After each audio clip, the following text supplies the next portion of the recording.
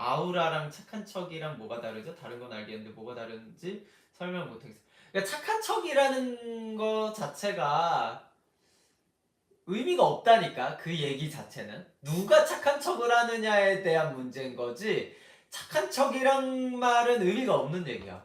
누가 착한 척, 그러니까 못된 사람이 착한 척을 하는 것과 그냥 예쁜 사람이 착한 척을 하는 거는 전혀 다른 얘기잖아요.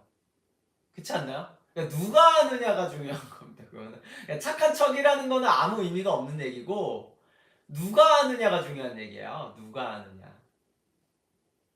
이해가 되셨죠?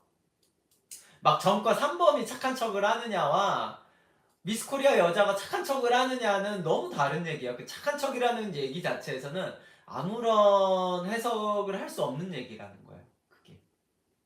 그쵸? 그러니까 되게 의미 없는 말이라는 거예요. 착한 척이라는 걸로 인해서 어떤 것을 판단하겠다라는 거는 별 의미가 없고, 누가 하느냐에 대한 얘기. 결국은 누구냐가 중요한 얘기야. 누구냐가. 누구냐가. 그쵸? 그러니까 그 맥락 같은 거를 이야기해서 되게, 사주를 볼 때도 이런 부분이 되게 중요해요. 그러니까 여러분들이 어디서 사주를 봤는데 뭐 착한 척을 한다 막 이런 식으로 너무 맥락 없는 얘기에 대한 얘기를 자꾸 하면은 안, 사실 그 사주 푸는 사람도 잘 모르는 거야. 그거는 그냥 아무 얘기 씨부리는 겁니다. 그건 진짜.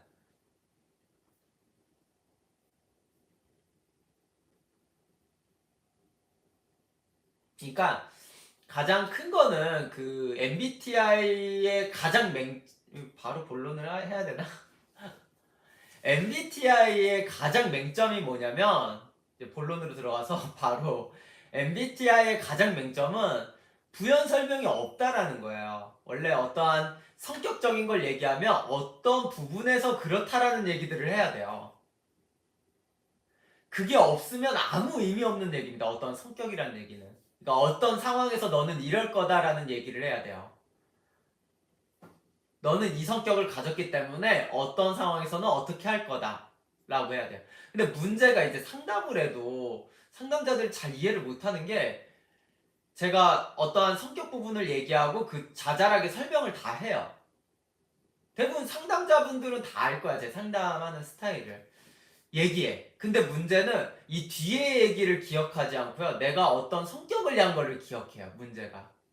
그래서 이 성격 말한 걸요 다 적용해요.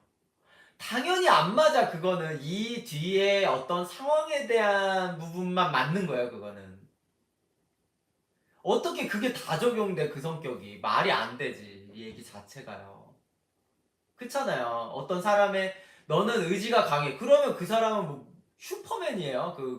너는 의지가 강하기 때문에 이러이러한 상황에선 이러이러한 선택을 할 거야. 딱 이 부분이 중요한 건데, 의지가 강해 그러면은 뭐 서울대도 가고, 뭐 서울대만 가 왜 하버드도 가고 그러지. 그러니까 이거를 다 적용시킨다니까. 의지가 강하다는 거에 뭐 해병대도 나오고 뭐 특수부대도 나오고, 그 다음에 특수부대 나온 다음에 의지가 강하니까 공부해가지고 뭐 거기 하버드도 가고 뭐 그러면서 북파공작원도, 그건 막 다 할 수 있다라는 얘기잖아요. 그러니까 그거는 의지가 강하다는 얘기를 다 끼워 맞추면 안 된다니까. 그거는 넌 그러니까 이 정도 이 정도 이 정도는 지금 말한 질문에서 할 수 있어, 이 얘기를 하는 거예요. 그게 원래. 그러니까 이 뒤에 얘기를 해야 되는데, 자꾸 상담자들은 제가 어떤 얘기하면 차쌤 저번에는 저한테 그렇다고 했는데요 라고 자꾸 얘기를 한다고. 사실 그거는 그 상황에만 그렇다라는 얘기예요. 그거는. 예. 너무 그 성격론이 너무 무적론이 된다고요. 그거는 너 그 성격 가졌으니까 무적이야. 그럼 못할 게 뭐 있어요. 그 성격이면.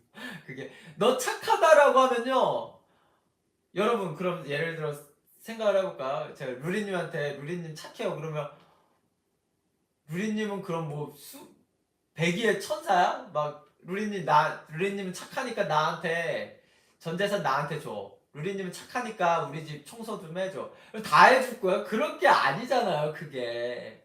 그러니까 그래서 착하다. 그래서 어디에서 어디까지를 얘기하는 거지, 무슨 착하니까 뭐 다 끼워 맞추는 얘기를 하게 된다고요, 그게.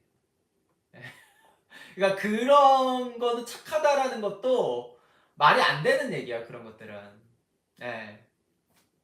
맞아요, 다누님. 예. 상담 때 어떠한 성격적인 얘기를 제가 분명히 하죠. 해요, 상담 때. 근데 어떤 상황적인 예를 들거나 어떠하기 때문에 그렇다라는 얘기를 하지 그냥 맹목적인 성격이 어때 하고 끝내지 않는다고요. 예. 근데 대다수의 역술인이든 뭐 어떤 사람들은 그냥 그렇게 얘기해요. 그냥 성격. 넌 고집이 세하고 끝내. 그냥. 네. 어떤 상황에서 센데 고집이 안 센 사람이 어디 있어요? 따지고 보면. 고집은 다 세, 모든 사람들은. 근데 특정 어떤 상황, 못 참는 것들, 이런 것들이 있다고요. 예. 그런 것들이 원래.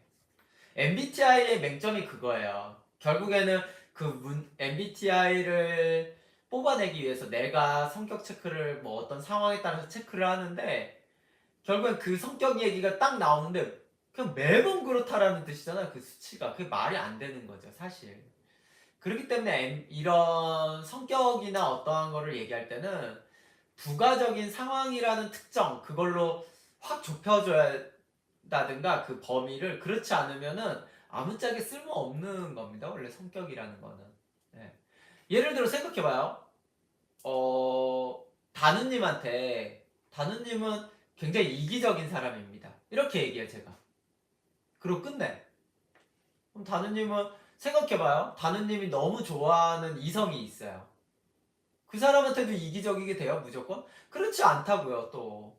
예, 그게. 당연히 싫어하는 사람한테는 이기적으로도 되겠죠. 근데 또 그렇진 않잖아요. 그러니까 어느 상황에서 이기적일 거다. 그렇게 얘기가 들어가야죠. 누구한테. 어떤 상황에서 뭐 결혼 10년 이후에 그때쯤 그러겠다.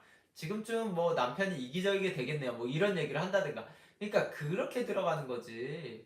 의미가 없다니까요. 그런 성격이. 그래서 MBTI를 이야기하려면 이런 성격론은 뒤에 부가적인 얘기까지 다 논할 수 있는 것들이 뭐가 있을까? 뭐 사주명리든 뭐 아니면 뭐 별자리 점성술도 있을 수 있고 막 그렇게 이야기가 들어가야 돼요, 무조건. 예. 그 누군가의 성격을 얘기할 때는. 그래서 MBTI에 대한 부분을 좀 맹신하기에는 되게 어렵다. 그리고 사람들이 그 MBTI에 나온 결과를 듣잖아요. 그럼 그 결과에 맞춰서 자기 기억을 끄집어내는 거예요, 원래. 대부분이. 아, 그때 나는 맞아. 그랬어. 그렇기 때문에 나는 그럴 거야. 이렇게 생각한다고요, 되게.